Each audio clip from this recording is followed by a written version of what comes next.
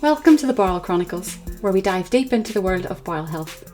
I'm your host, Nikki Kilpatrick, and on this podcast we have raw and candid conversations with individuals facing various bowel conditions and illnesses. Through personal stories and shared experiences, we illuminate resilience and courage in the face of adversity.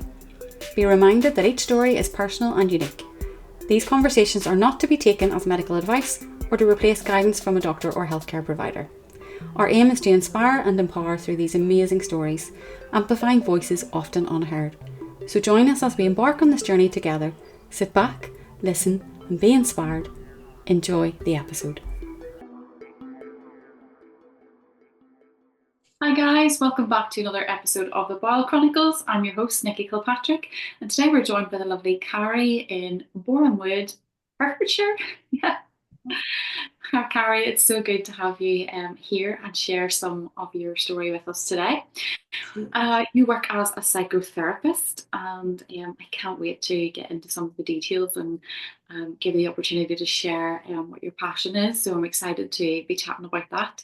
But let's kick off your story. Share with us a little bit about how you were diagnosed with inflammatory bowel disease, and maybe what were some of your symptoms. Okay, so thank you, Nikki, for having me. It's lovely to be here.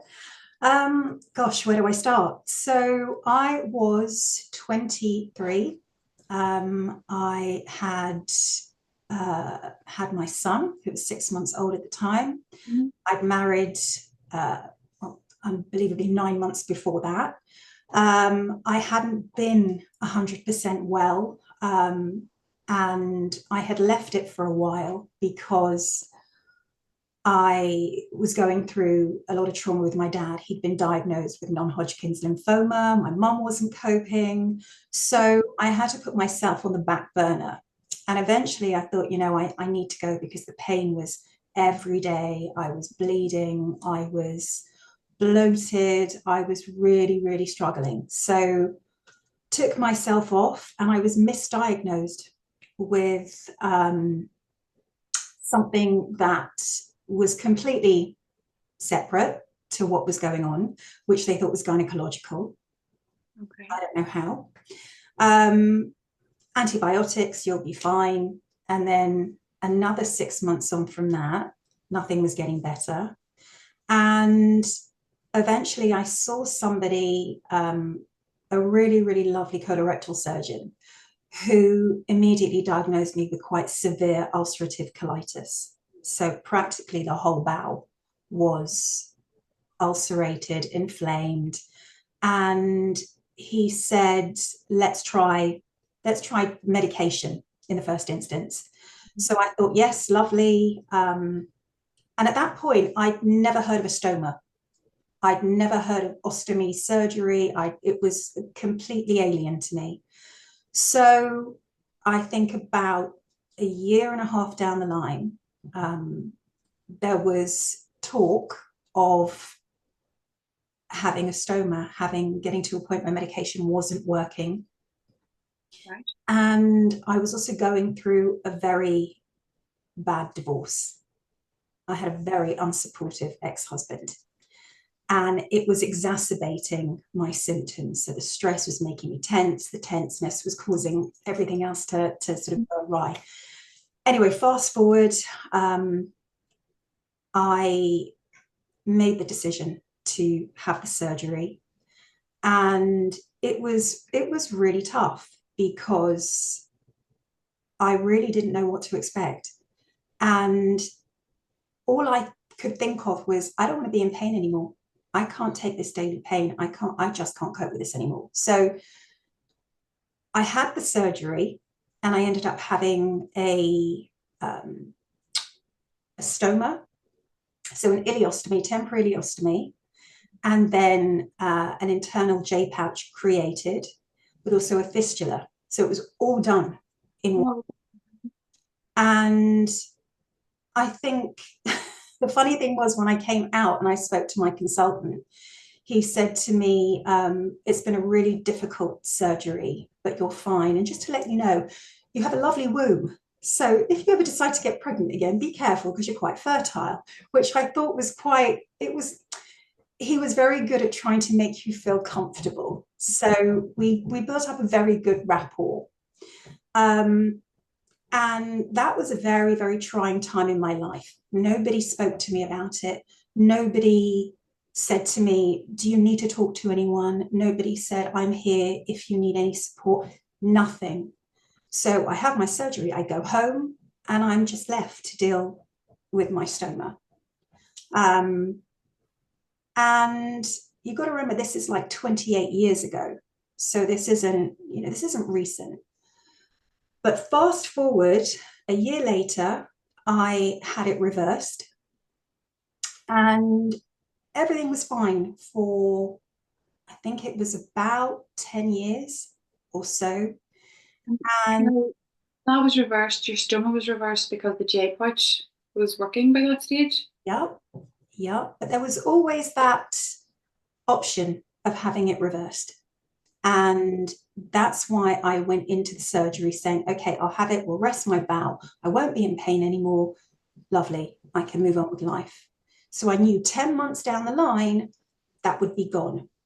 And that was one of the hardest things to cope with when you're having to change it every day, deal with it, not understanding anything pre-surgery as to how your life is going to change.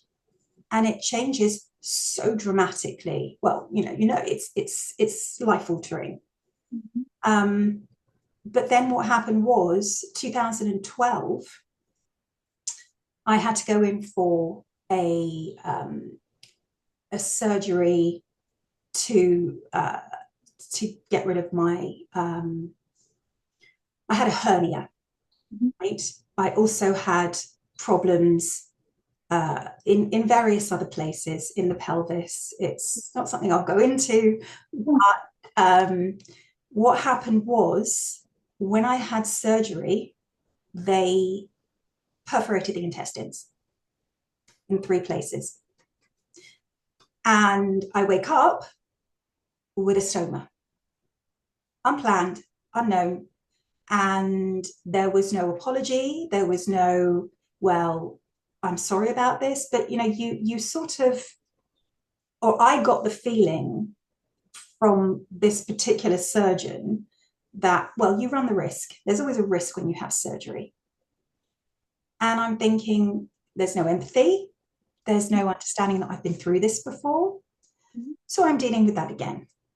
And luckily, after stoma number 2, I was able to have reversal 4 months later. So I'm thinking, okay, that's fine. And then I had to have a gynae procedure to have everything removed for various reasons.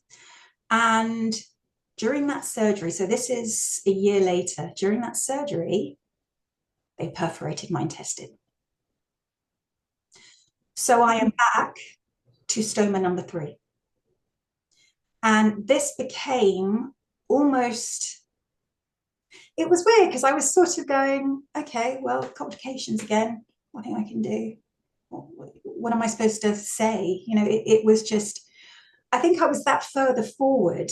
I wasn't a newbie anymore, but I wasn't really a pro, because even if you've had 1 or 2 or 3 or whatever, you're still struggling. You're still struggling psychologically. And so I had a lot of complications with that surgery.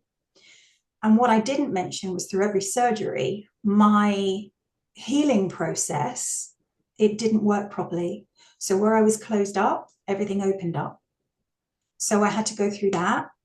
And that in itself took months and months. And then in 2018, I had to have another surgery, which was to remove adhesions. And that went okay. That was fine. I didn't need a stoma at that point, but again, complications post-surgery. So I had to heal for a year. Now, during all this time, I'm having to start work, stop work, start work, stop work. And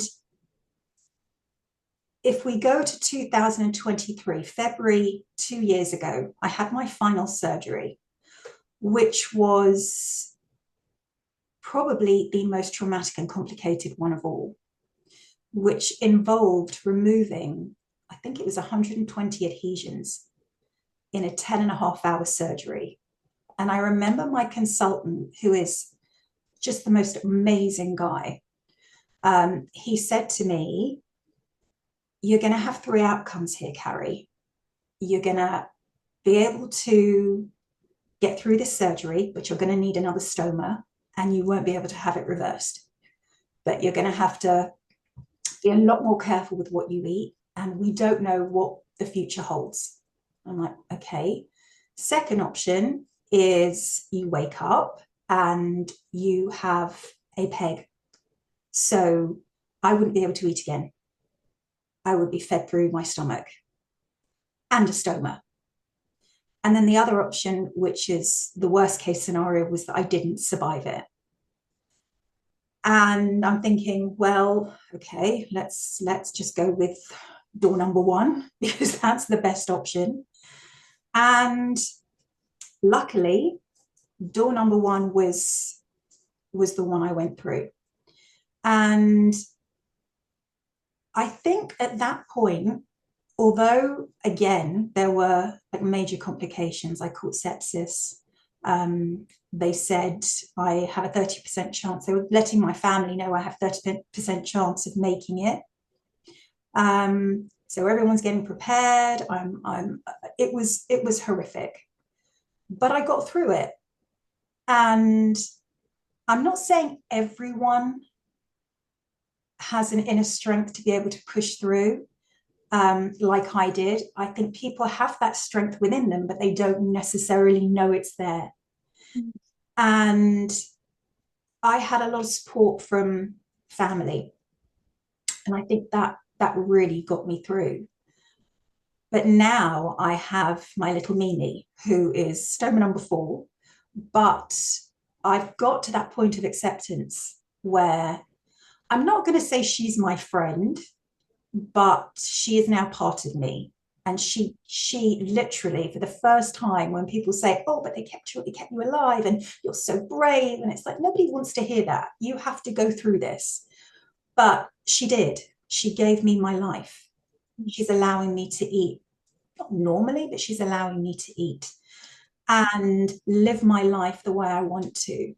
And it's certainly, I mean, we were talking before about how the things we go through in our lives make us the people we are now.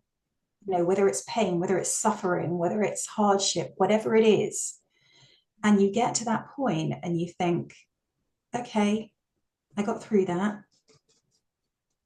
What's next? Let's just deal with it as it comes. So that, in a nutshell, is my story. Gobsmacked it is, doesn't even, yeah, I could just. Shocker, isn't it? It's a bit of a shocker. Stoma number 4. Yeah. Like the very first stage of going through surgery, like you were very, very young. You had a young child, you know, you'd gone through divorce, and I'm just like, mentally, how did you cope? Because all of that in itself is so much trauma. Yeah. To then go through it again and again. Yeah. It's just, do you know, yeah. With no research, no like let me find out what a stoma's like, you know, let me find out, like, modern technology these days, everything is on social media platforms. You can research so much. Back then there wasn't that available.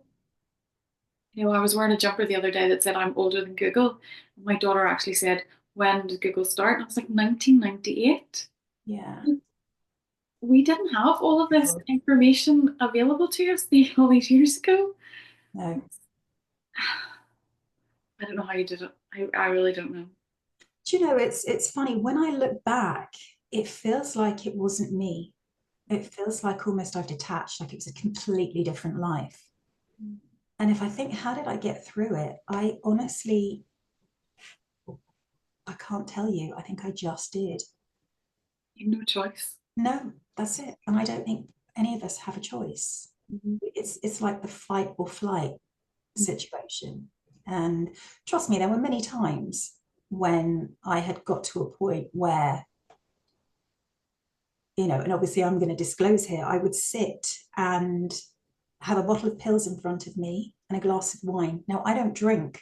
I'm actually allergic to alcohol, so I don't drink. So it's like, okay, let's give it a go. Can't be as bad as anything else going on at the moment. And I would sit there looking at them thinking it would be so easy with the changes that happened. Well, certainly to me, my sense of body image, how I hated myself, the shame around it, nobody talked about it. It just wasn't discussed. And the thing that stopped me from doing it, the only thing that stopped me from doing it was my son. Because I thought to myself, do I want him to be brought up without me? How selfish is that? And that was actually what got me through. Even my dad, knowing that he was terminal, even my mum, knowing she was struggling, my brother also was very young at the time. And that was hard. But thinking of how he would be or how he would react at like 4 or 5 years old, no, I couldn't do it. That's what got me through. And he still does to this day. Yeah. What a remarkable story. So life with stoma number 4 is grand. You've gotten your life back, and that's only been in the last 2 years. Yeah. How did you get on to becoming a psychotherapist? Were you always a psychotherapist? And I say a psychotherapist helping ostomy patients. Were you always a psychotherapist, or how did that come about? So I remember when I was going through my very first surgery, how I needed to talk to someone, and I mentioned that there was no one there. And when I passed that feeling of depression and sadness and fear, I got angry because I needed to talk to someone that got it. And it was during that time when I was recovering, I thought to myself, this is crazy. Why is there no one out there that understands? Or, you can be a therapist and work with anybody in the room with you, but somebody that's gone through similar circumstances gets it, gets it 100%. They understand. And over the years, I actually, strangely enough, I worked as a medical secretary. So within the medical field, but not having gone down that path. And then I took myself back to university. I think it was about 10 years ago. And then with all the surgeries that were going on, all the issues that I had, I think it was about 5 years ago, I decided to refresh and went back to college. And I trained as a Gestalt psychotherapist, and it was the best thing I did. And I see clients with all different issues. It's not just ostomates, but I knew that at some point I wanted to specialize in that field because it was so personal to me. And I started meeting at different talks, ostomy support groups, got my name banded about a little bit, started working for the Ileostomy and Internal Pouch Association as one of their sort of go-to therapists. And, doing other podcasts, talking to other people, writing articles in therapy magazines. And I have to tell you, it is one of the most rewarding things to be able to sit here and know that everything I went through had some sort of purpose. that I'm able to give to clients what I didn't have and what I needed. And that's, that was always my goal. Always my goal. Yeah. And that is only achievable through acceptance of your circumstances, acceptance Yeah. of everything had a purpose, Yeah. The hairs on my arms are standing whilst you're sharing that because it's so powerful. Yeah. Um, and it is acceptance of I've gone through so much, excuse the pun, shit over Yeah. years, and now look what I'm able to do with it. And Yeah. there is no better person to go into a specialized field than someone who can relate to someone who has gone through a similar surgery. It may not be on the exact same level or the exact same detail, that the exact same scenario, but just speaking to one other person who has a stoma that has been through it, they get it. You can have the most supportive family member ever. Yeah. They still don't get it because they've not walked in your shoes. Yeah. I think it's so special. I have a few support groups that run locally through Facebook, and just getting 8 or 9 ladies together for a coffee. I sat for coffee last week with an 83-year-old woman, and she'd not been in the company of anyone with a stoma for years. Mm.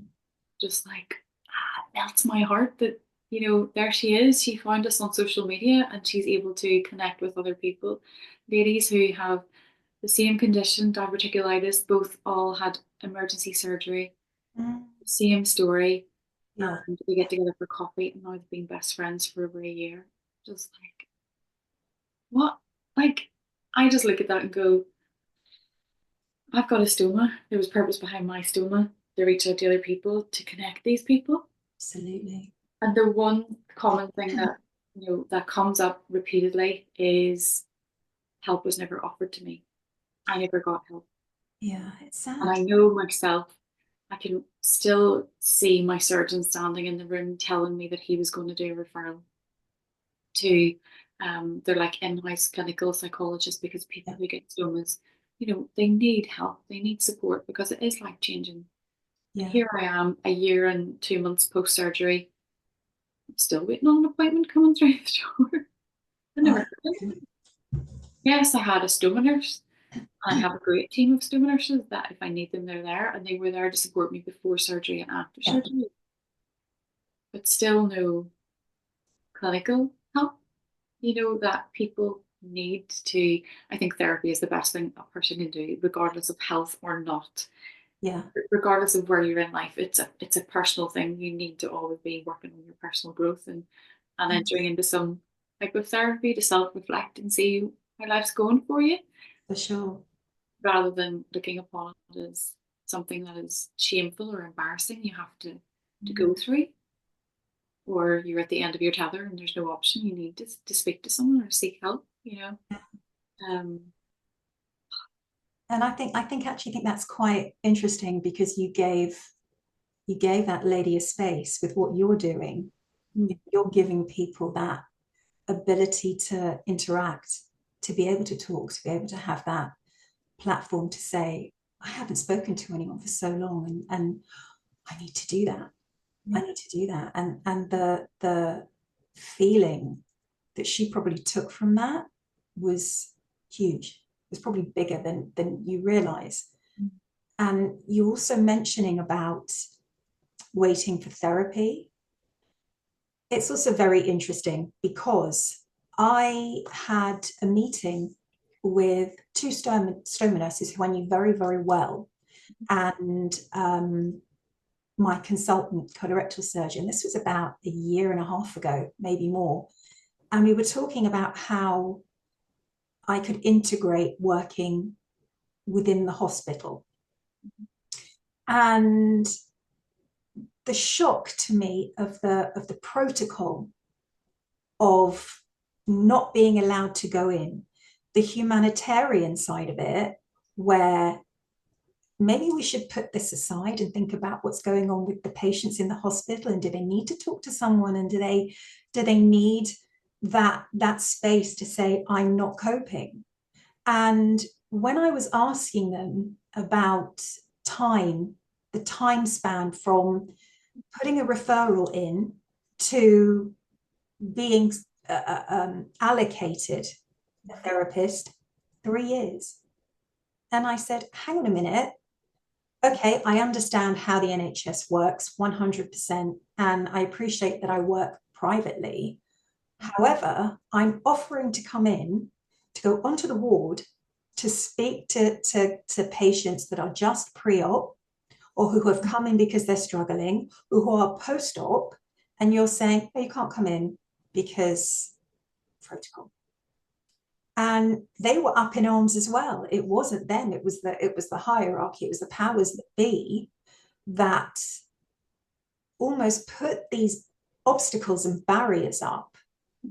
And it just, it even angers me even more now, because you're potentially stopping someone from getting what they need. And I'm being told, yes, but you might tout for business. And I'm like, I'm sorry. It's me going in voluntarily. This wasn't even about money. Just, again, it goes back to, I needed that so badly.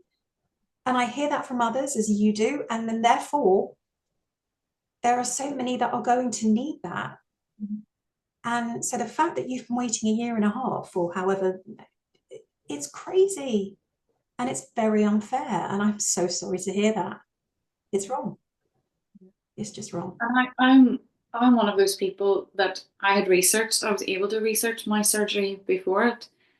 And although I didn't realize, listening to podcasts on people's stories is what I had been doing for months and months and months before my surgery. And it had helped me come to terms with, I'm going to be getting an ostomy surgery. It's what I need. And I was okay with it. Yeah. But it didn't prevent me getting from rock bottom, or getting to rock bottom, about how I was feeling in my health before I had surgery. And my surgeon actually said to me, post-op, he said to me, the last day I seen you, something had changed in you. And that's what made him give in after 45 minutes to say yes, he would do my surgery. And I kind of went, I was at rock bottom. He seen me as being at rock bottom. I had told him, I basically said, I don't want to be here anymore. I wouldn't self-harm. I do not want to live anymore, because I'm a prisoner in my house. I'm a prisoner in my body. I can't leave the house. I can't take bottle prep every single day. It's not helping me. I can't eat. Haven't been able to have Christmas dinner for 4 years with my family.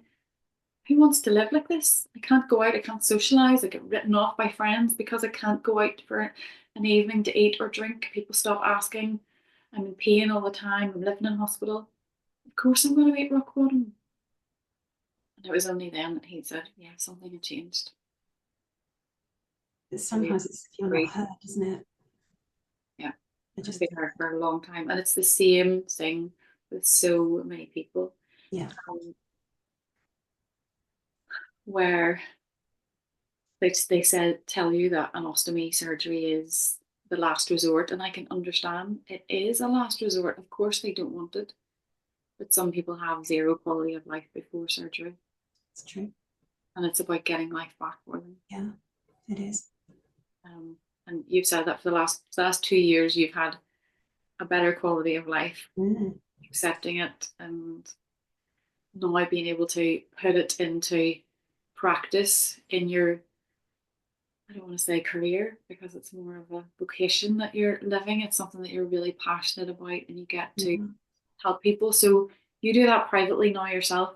I do. And then you also then do it through the Ostomy Association and do I do. Amazing. Carrie, tell us, if someone is listening to this episode today and they want to reach out, where can they find you? So I have a website. To give you the website details, or will you? Yes. Okay, so it's parasolcounselling.co.uk. You can find me on Facebook, also Parasol Counselling. Unfortunately, I am not an Instagram or TikTok girl as yet. So I'm a bit loath to do that, but I'm also on LinkedIn. But yeah, it's easy to find.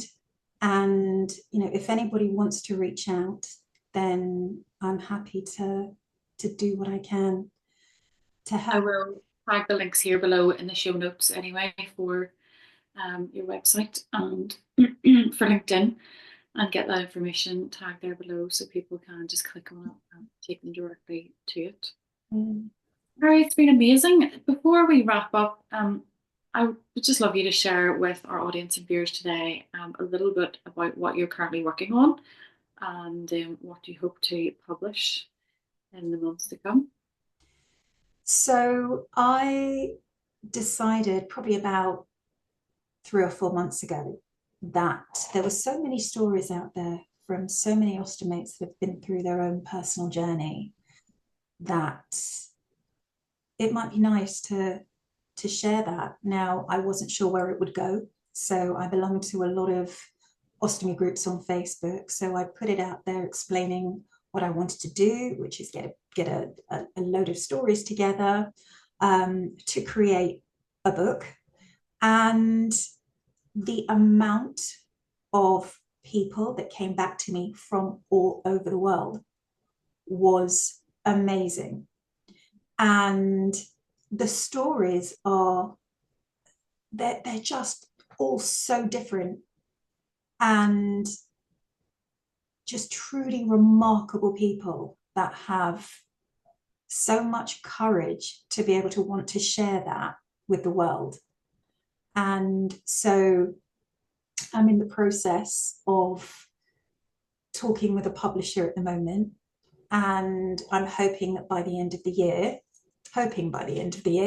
that all the stories will be collated and we can launch it. But it's just like, I've looked around, nothing like this has been done before. I didn't want to do a book on myself because I'm not that sort of person. But it's something that I hope will resonate not just with the ostomy community, but beyond that, people to understand it's not taboo as it was anymore, but there's still a little bit of, well, we don't want that. So hopefully.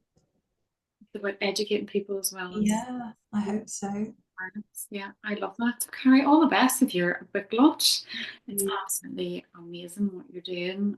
I love that you've taken all of your difficulties and your hardships and to championing on other people and supporting other people, which is absolutely amazing.